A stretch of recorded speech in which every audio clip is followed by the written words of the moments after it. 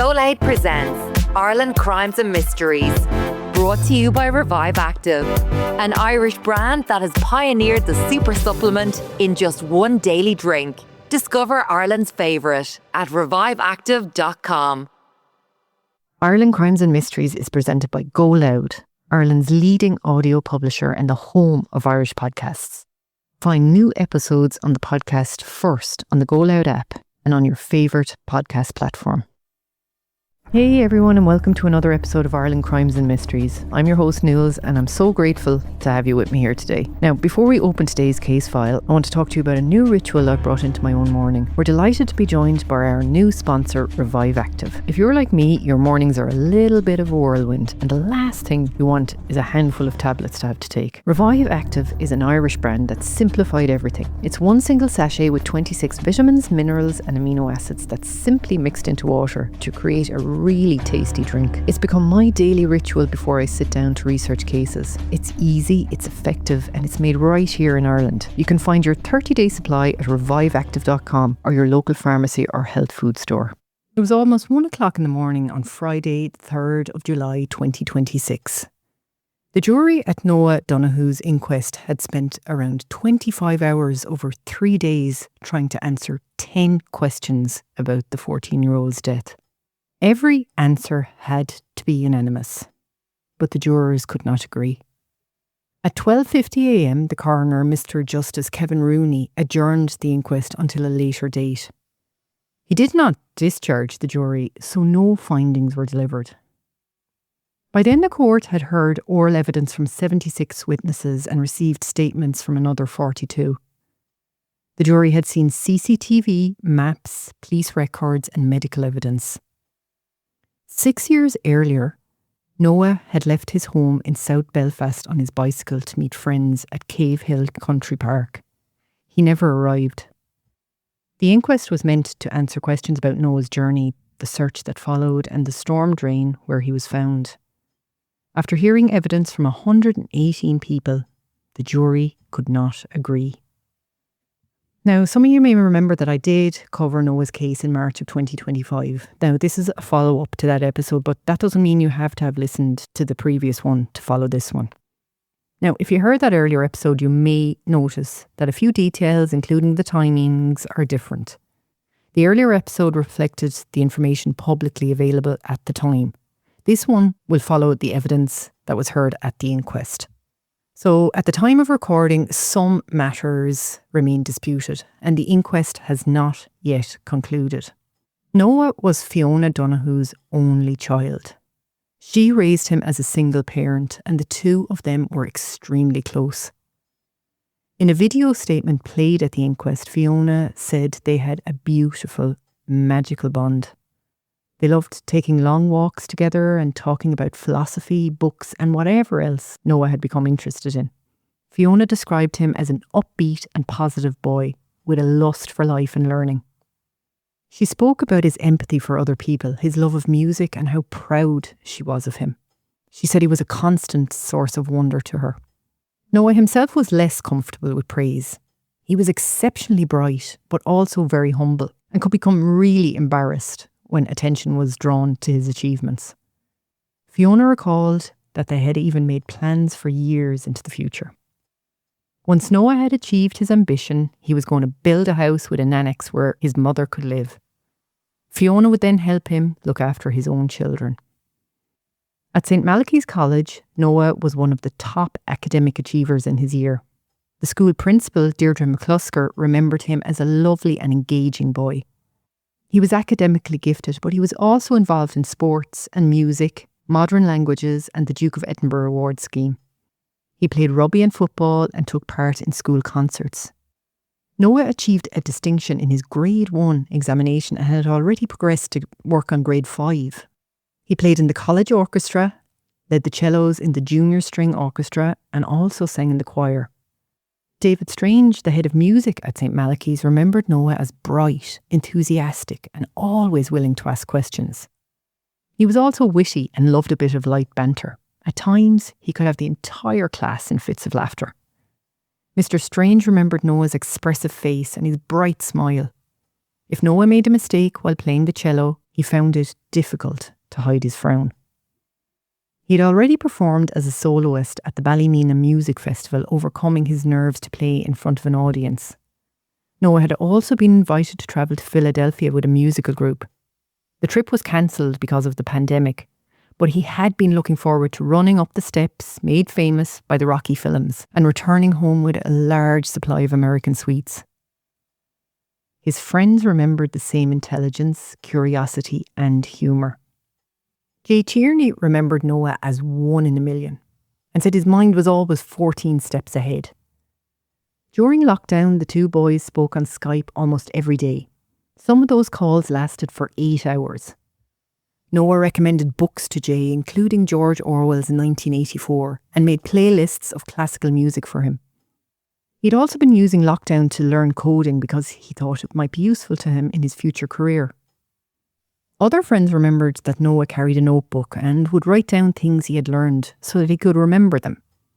Charlie Rocks, one of Noah's closest friends at school, described him as intelligent, funny and friendly. He said Noah seemed to know almost everyone. His friends said he was never nasty to anybody. He was caring, endlessly inquisitive and always asking questions. At the inquest, Noah's friends, teachers and Fiona were asked about his state of mind in the days before he disappeared. Charlie said Noah had seemed upbeat and was looking forward to lockdown ending. He had never heard him express an interest in storm drains or tunnels and had no immediate concerns about his mental health. Jay said Noah had experienced rough patches during lockdown, as other people had, but remembered him as happy, energetic and excited about the future. Some of their private messages were read at the inquest. On the 13th of June, Noah wrote that suppressing his emotions had affected his mental health and that he wanted to be more honest about how he felt. 6 days later, he apologised for having been up and down and told Jay that talking to him had probably helped him most. Jay viewed that as a positive conversation. Fiona's concerns had already led her to contact St. Malachy's College. On Tuesday, the 16th of June, she spoke to Deirdre McClusker, who, as I said, was then the school's vice principal. Fiona said that Noah's mood seemed different from normal and that he had not been applying himself to his schoolwork with his usual enthusiasm and diligence. She asked to be put in contact with someone from the school's pastoral care team. The school offered Noah the option of coming in for supervised study or speaking to a counsellor. Fiona said he was not ready to speak to a counsellor at that point, but he had not rejected the idea. From the school's perspective, there had been no previous concerns about Noah's academic performance or his attitude. His form teacher had not identified any problems. Deirdre McClusker also explained that this was the middle of lockdown. The pupils were working from home and by the middle of June, there were no examinations ahead of them.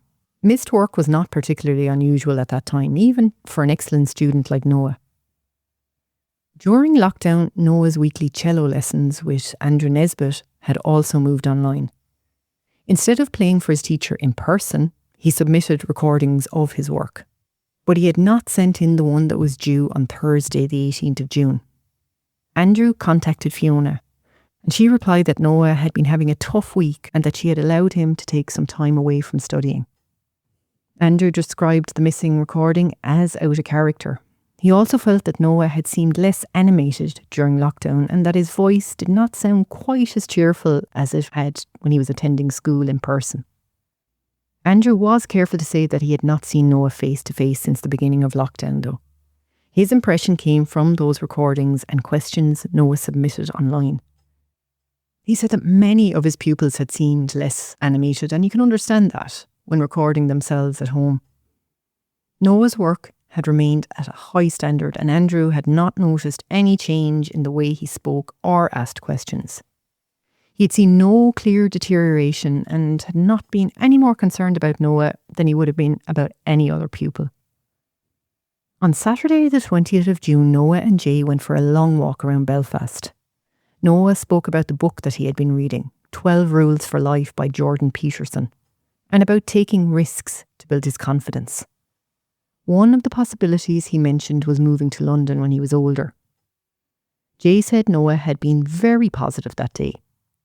They were due to meet again the following afternoon along with Charlie Rocks before travelling to the Cave Hill area. But several hours before that planned meeting at 3:34 on the Sunday morning, CCTV recorded Noah leaving his home on Fitzroy Avenue. He was wearing a t-shirt, shorts and flip-flops, and he was carrying a pair of headphones. At 4:08 a.m, Noah returned home. He was now barefoot and he no longer had the headphones with him. The apartment CCTV did not record Noah leaving again until later that afternoon. During the day, Fiona found him in his room with tears on his face. When she asked him why he was crying, Noah told her that he had been laughing. She also noticed that he was being more affectionate than usual. He repeatedly hugged her and told her that he loved her. Fiona would later describe this behaviour as out of character, but Noah did not explain why he had been upset, and there was nothing to suggest that he had abandoned his plan to meet Jay and Charlie at Cave Hill. At 5:34 p.m, Noah used Google to search for the Cave Hill area. 7 minutes later, at 5:41, Jay sent a message on Instagram to say that the meeting had been cancelled.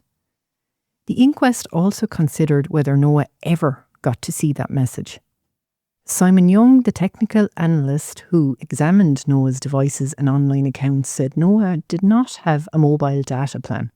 Once he had left the Wi-Fi at home, the Instagram message would not have reached his phone unless it connected to another Wi-Fi network.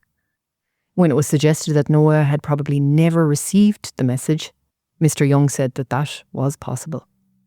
The message was sent, but the evidence did not establish whether Noah read it. At around 5:40 p.m, Noah left Fitzroy Avenue on his black Apollo bicycle.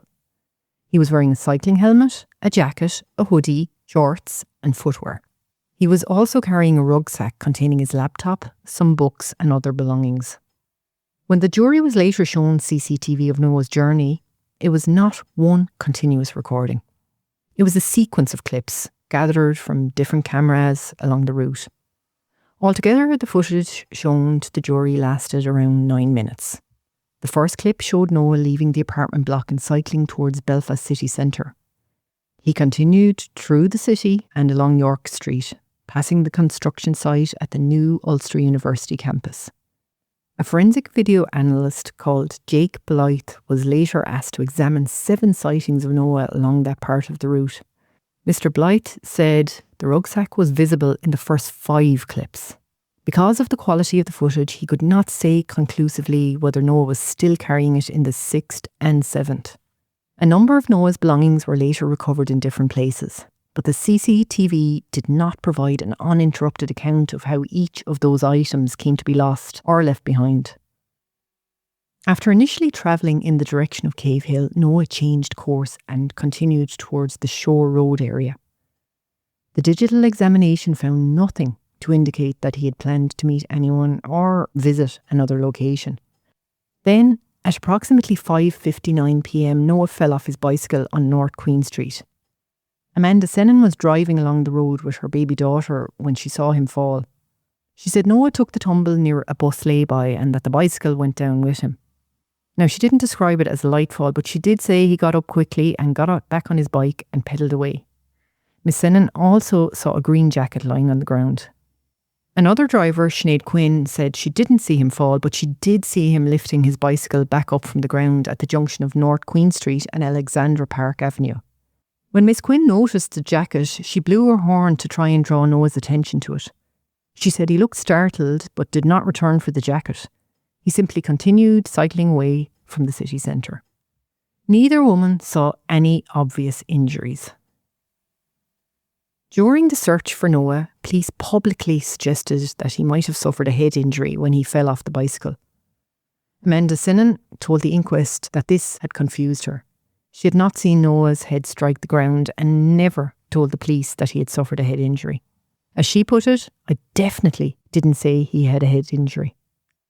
A short time later, another motorist, Nathan Montgomery, saw a young cyclist on North Queen Street.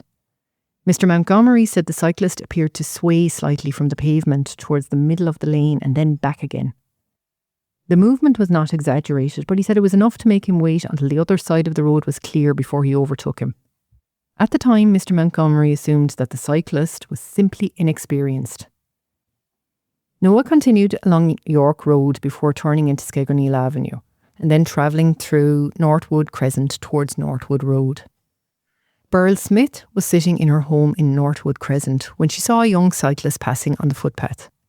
She noticed that he appeared to be adjusting the straps on his helmet. When she left home a short time later, she saw a helmet lying on the pavement beside a lamppost.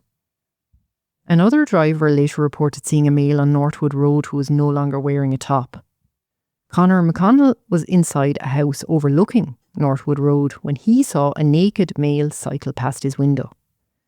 The sighting lasted only a matter of seconds, but he said he had initially thought it was some kind of prank. When he went outside, he saw items of clothing on the street, including shoes, shorts, underwear, a t-shirt and a hoodie.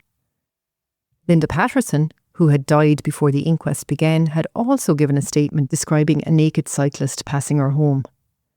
She and her husband initially thought it was somebody messing around or completing a dare. A CCTV from their home showed something they had not seen from the inside. It recorded Noah leaving the bicycle outside number 89 Northwood Road and moving down the side of the property. The later CCTV timeline placed Noah's final confirmed sighting at 6:08 p.m.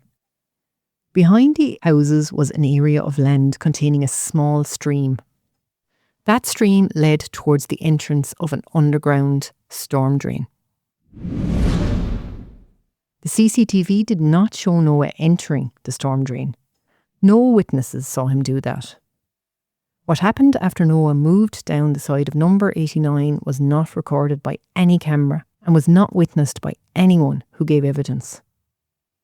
When Noah did not return at the time they had agreed, Fiona began calling his phone. There was no answer. A friend drove her to Cave Hill where Noah had planned to meet Jay and Charlie, but there was no sign of him. Fiona said her instinct told her something was wrong. At 9:44 that night, she called 999.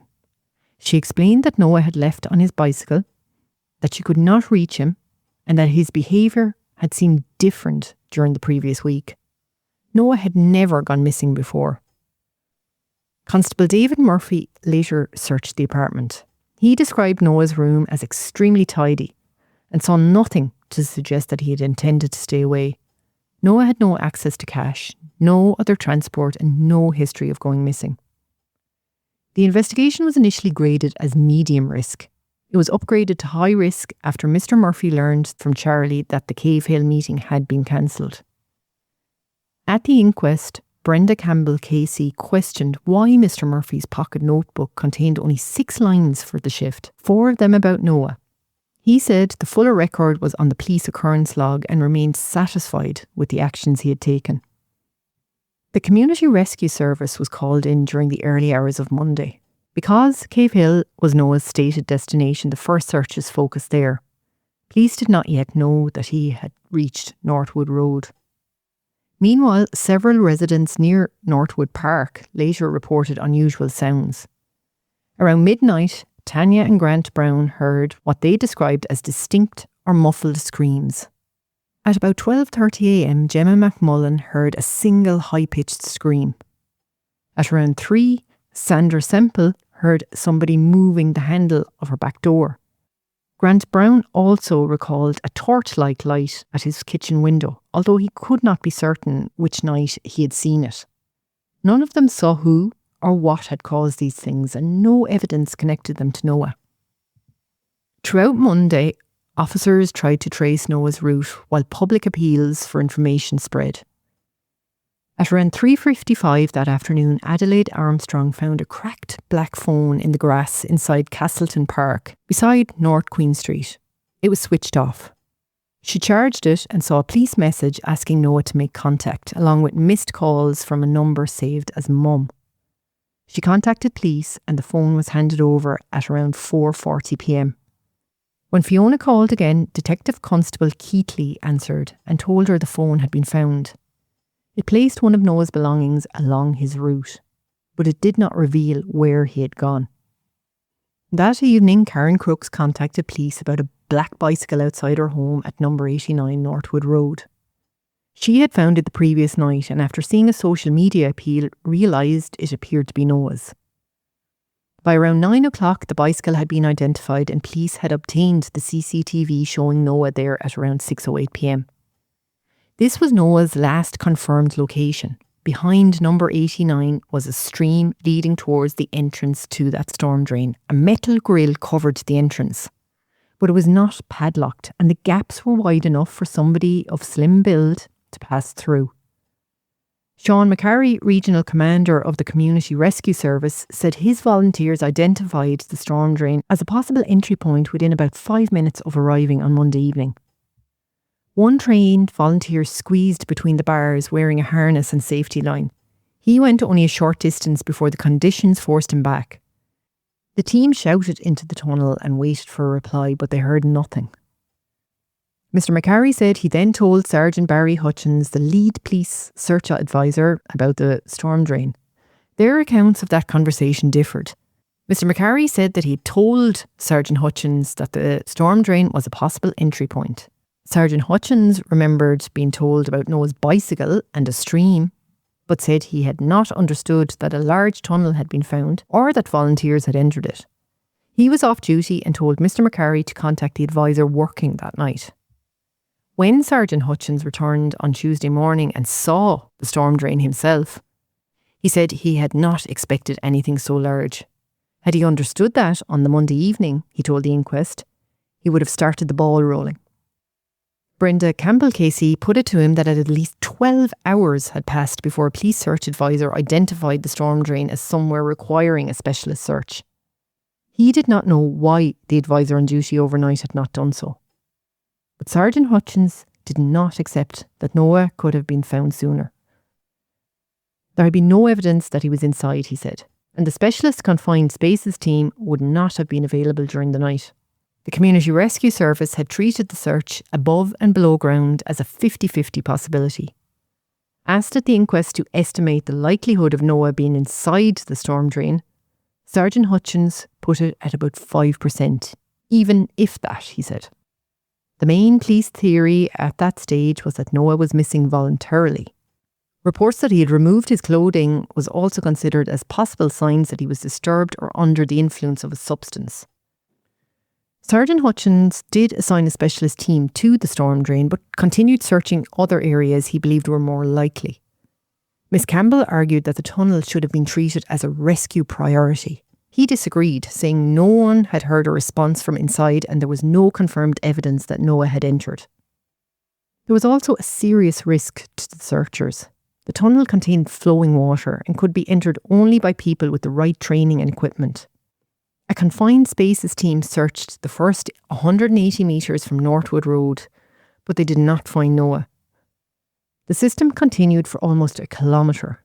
Noah would eventually be found about 625 metres from the entrance. The wider search was led by Philip Menery, then an inspector with the PSNI's Hazardous Environment Search Team. His team became involved around lunchtime on Tuesday, the 23rd of June. Officers found numerous manholes in Northwood Linear Park and maps requested from the Department of Infrastructure arrived shortly after 5 p.m. The full search began the next morning. Inspector Menery said other team members had already been assigned elsewhere, while risk assessments and equipment checks also had to be completed. Brenda Campbell KC suggested that there had not been enough urgency. He rejected that. On Wednesday, between 300 and 400 people gathered at the park. Most wanted to help, but Inspector Menery said there was also hostility as rumours spread online.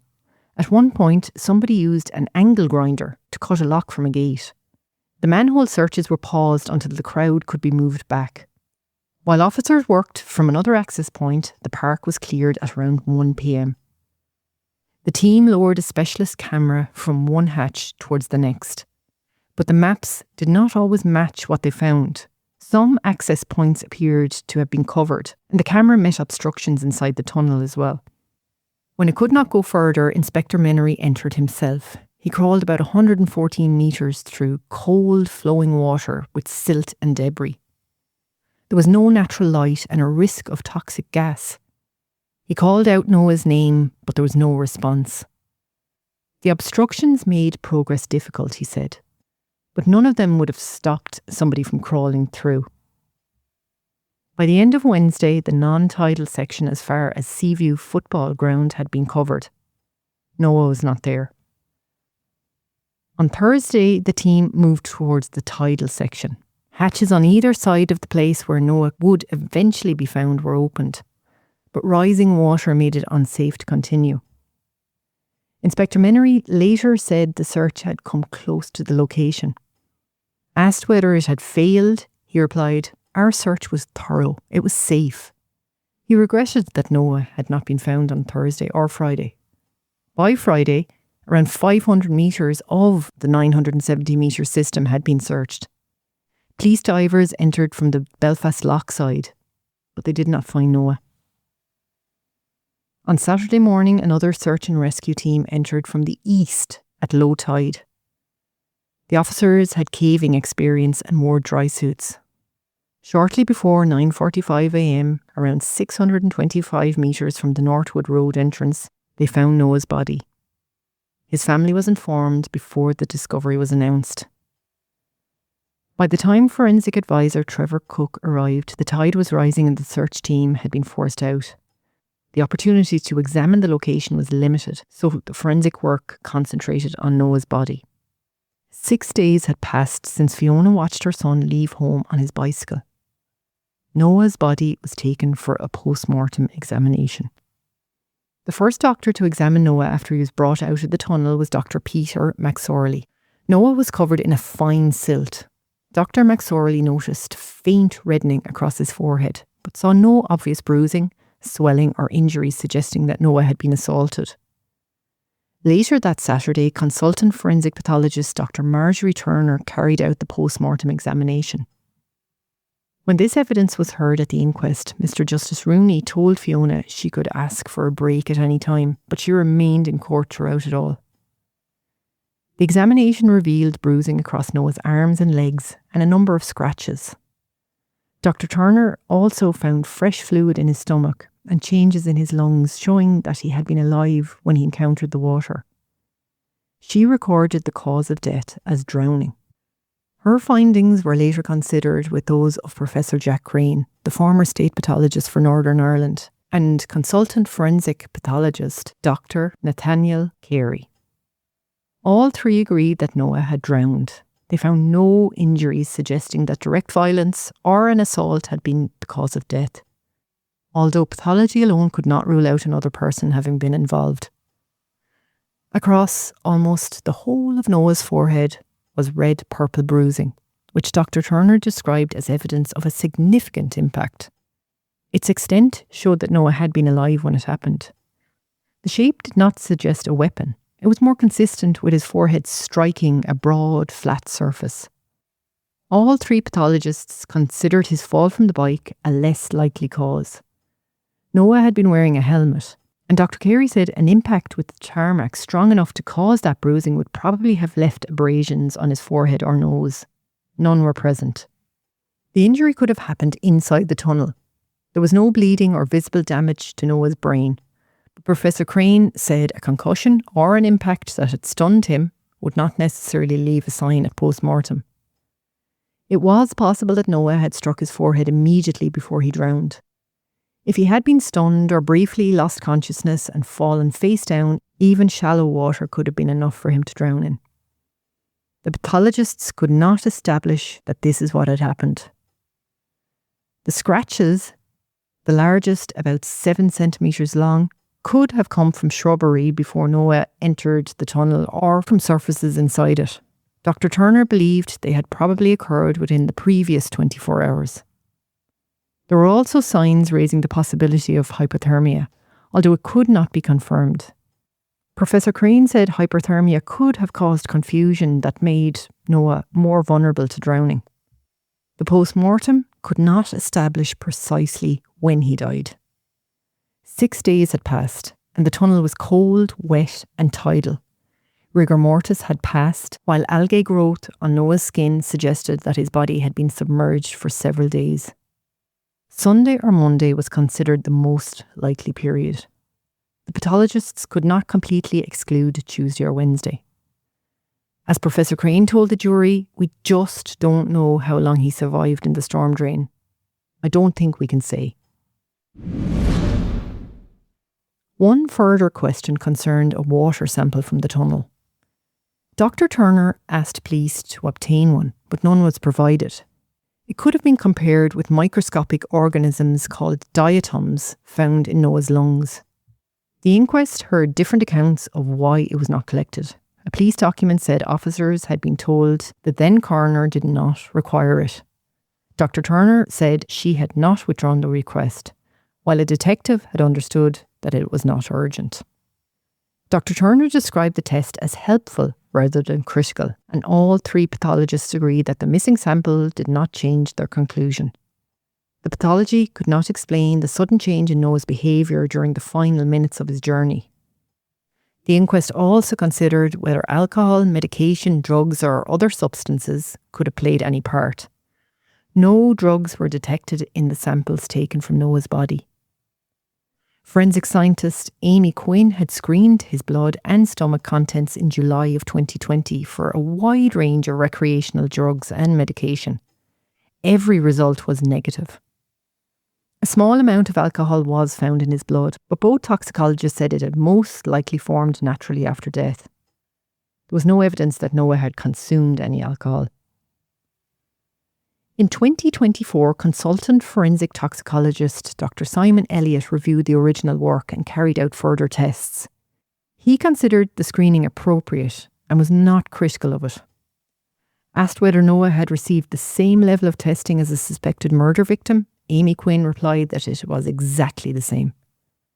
But no screen can test for every substance. Some drugs were also unstable and can break down after death. Much of the questioning focused on synthetic cannabinoids, commonly known as spice. New forms of it continually appear. Some known to be circulating in 2020 were included in Noah's tests, and a wider search covered thousands of compounds. Nothing indicated spice in his blood or in his stomach. The experts could not exclude every untested or degraded substance, but they were equally clear that there was no evidence a drug had been present and later broken down. They were then asked whether Noah's behaviour could fit in with the effects of spice. Amy Quinn listed possible effects including paranoia, hallucinations and problems with coordination, but said judging Noah's behaviour was outside of her expertise. Dr. Elliott had worked on hundreds of cases involving synthetic cannabinoids. Although he had not watched the CCTV, he said a teenager falling from his bicycle and removing all of his clothes within minutes suggested a sudden change in how he was functioning. He said Noah's behaviour could, in broad terms, be consistent with mind-altering substances. He also noted that spice does not usually raise body temperature in the way stimulant drugs can. His evidence was not proof that Noah had taken anything. The toxicology results remained negative. The following day, the inquest heard evidence about a request to memorialise Noah's Instagram account. The name and email address on the request belonged to a family who said they knew nothing about it. The request was submitted to Meta on Sunday, the 28th of June 2020, the day after Noah's body was found. Memorialising an Instagram account leaves its public posts in place but prevents anyone from logging in normally. That meant Fiona could still see Noah's profile, but she could no longer access his private messages. The form used the name of a family member referred to at the inquest as M1, along with the family's shared email address and a news report confirming Noah's death. The email address contained an apparent mistake, ending in .con, as in CON rather than .com. But the account was still memorialised. M1 had been a younger pupil at St. Malachy's and said he did not know Noah. His sister, M2, had followed Noah's account during the search, but said she had only wanted updates and to share the appeal. Their mother, M3, also denied knowing anything about the request. All three said they had first learned their details had been used when the coroner's service contacted them in February of 2026. The court eventually obtained material from Noah's account through a formal process with Meta. Brenda Campbell KC said Fiona feared someone had deliberately locked the account to prevent access. That was her concern, but the evidence did not identify who had submitted the request or why. The jury later heard that the same email address had been used to memorialise another Instagram account 3 days earlier. The family again denied any involvement. The identity of the person who memorialised Noah's account remains unexplained. The inquest also heard about CCTV collected during the original investigation, but not identified at the time as showing Noah. Constable Day was one of 2 officers who checked footage from Grove Wellbeing Centre on the morning after Noah disappeared. Police records said the result was negative, but Noah was there. The camera was running about 43 minutes slow. Constable Day accepted that he had not checked the time difference, although he maintained that the footage had been examined carefully. It was not formally recovered until Friday, 5 days after Noah disappeared. By the inquest, footage from a funeral director across the road was no longer available for another check. Mr. Justice Rooney was direct. It was missed. It was quite clear it was missed. Police had also taken CCTV from Noah's apartment building in June of 2020. But the section showing his unexplained early morning journey was not watched until January of 2022. Detective Chief Inspector McCollum said earlier discovery would have prompted further inquiries, and the senior investigating officer accepted that failure. By then, more than a year and a half had passed. The court also heard about the rucksack, laptop and green coat Noah had been carrying. In 2021, Darrell Paul pleaded guilty to stealing the rucksack which contained Noah's laptop and school books. He said he had found it beside a temporary walkway at Ulster University construction site and taken it to make some money.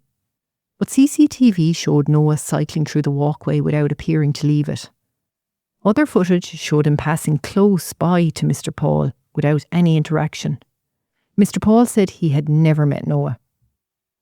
On the 24th of June, Mr. Paul and Maria Nolan tried to sell the laptop at a cash converters. The shop alerted police. The rucksack and school books were recovered from Mr. Paul's flat and the laptop from Miss Nolan's accommodation. Anonymous callers also claimed Mr. Paul had Noah's green coat. Miss Nolan said she had seen a similar coat at his flat, but he denied having it. Who made the calls has never been established, and the coat has never been found. Miss Nolan had also repeated a rumour that Noah had been injected with heroin or naloxone. At the inquest, she said she had no personal knowledge of that, and the toxicology results, as I said, were negative. The evidence established that Mr. Paul stole Noah's rucksack and laptop. It did not establish that he met Noah or had any involvement in his disappearance or his death. The inquest also considered how Noah could have entered the storm drain. The experts believed Noah most likely entered through the metal grille at Northwood Linear Park. The gaps between the bars were almost 18 centimetres wide, enough for a young person to squeeze through. Inside, he would have had to crouch or crawl through complete darkness. Professor Caroline Roberts believed he most likely drowned close to where his body was found when the tide rose between 11:30 p.m. and midnight. The grille had been replaced by the Department of Infrastructure in 2017. It was designed to stop debris rather than people. Risk expert Dr. Mark Cooper said public access should have been considered before the work was carried out. The department argued that a narrower security screen would cause blockages, flooding or entrapment. Although the experts disagreed over whether the entrance should have been more secure, they agreed that Noah could have passed through it. But no evidence explained why Noah would have entered it.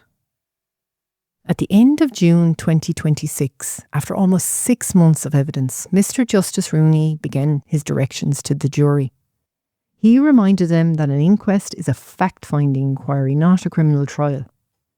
He told them there was insufficient evidence to find that Noah had been assaulted, was under the influence of drugs, was experiencing psychosis or acute mental illness, had taken his own life, had been criminally exploited, or that another person was responsible for his death. The jury was asked to answer 10 questions unanimously. Those included when and how Noah died, and whether any police errors contributed to his death.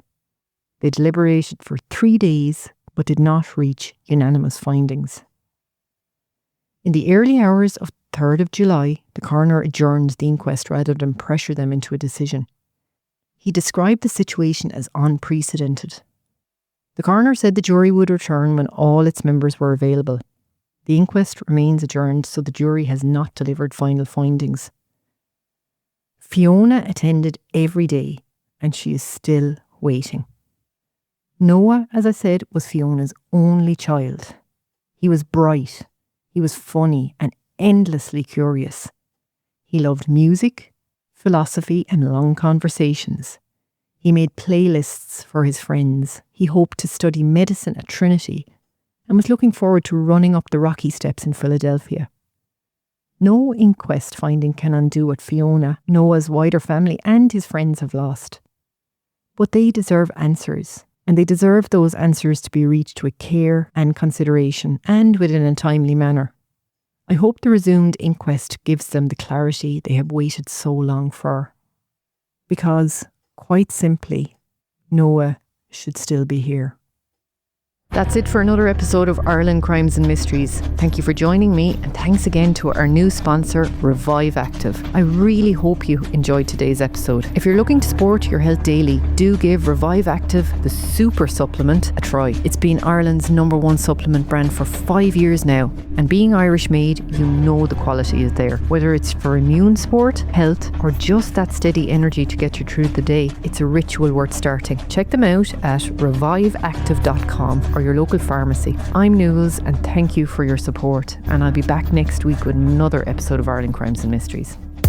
Go Loud presents Ireland Crimes and Mysteries, brought to you by Revive Active, scientifically formulated and manufactured in Ireland. Available at all good health food stores and pharmacies, or at reviveactive.com.